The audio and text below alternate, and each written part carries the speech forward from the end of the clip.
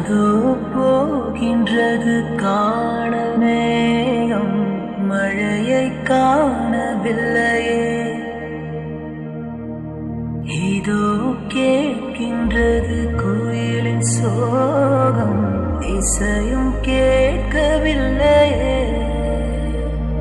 இந்த பூமியே பூவனம், எந்தன் பூவிதழ் சருகுதே. இந்த வாழ்க்கையே சீதனம், அது ஜீவனே போவது.